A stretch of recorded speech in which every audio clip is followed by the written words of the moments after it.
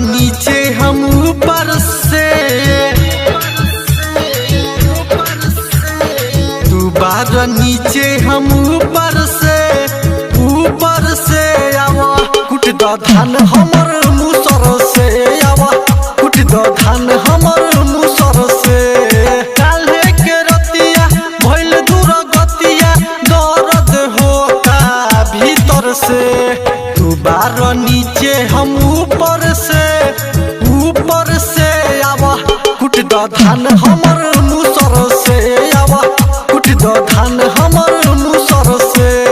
काल्हे के रतिया भइल दूर गतिया दर्द होता भीतर से, तू बार नीचे हम ऊपर से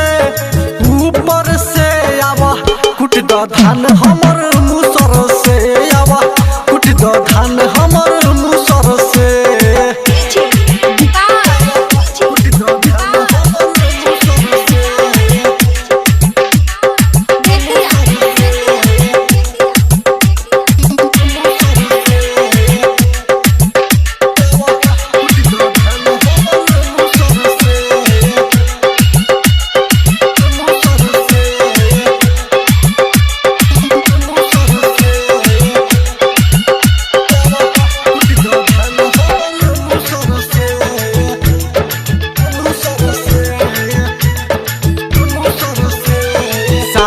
ही बतिया कही चढ़ रहे जवानी के नया जुनून,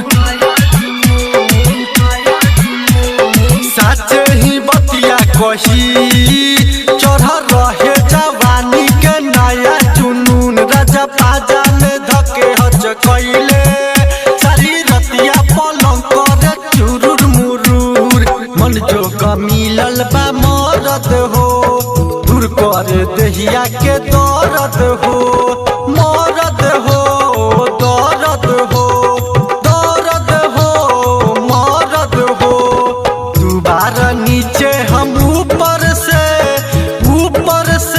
आवा कुट द धान हमर मुसर से, आवा कुट द धान हमर मुसर से।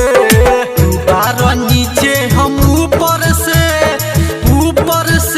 आवा कुट द धान हमर मुसर से, आवा कुट द धान हमर मुसर से।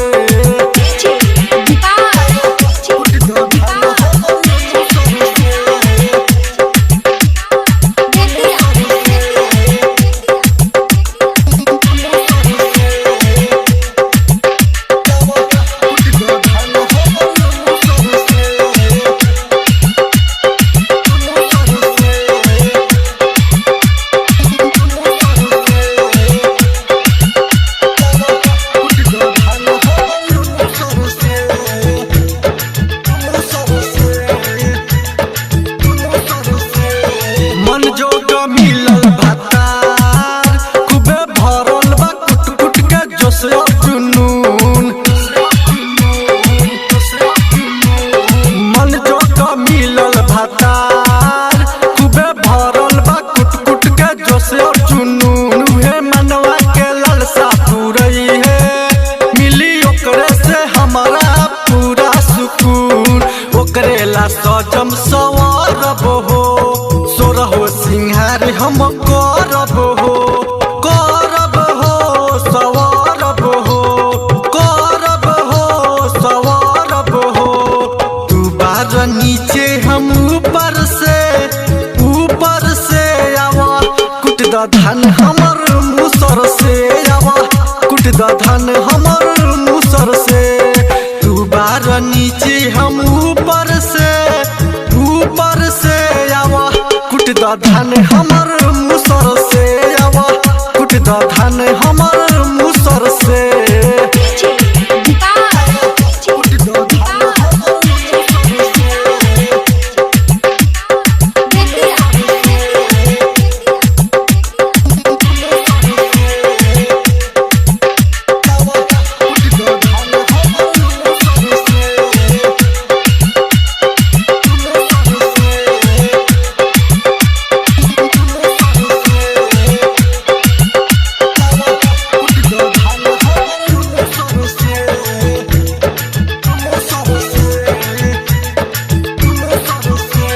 राइटर सुना सीताराम रोजा चौदर में गदर मचावेले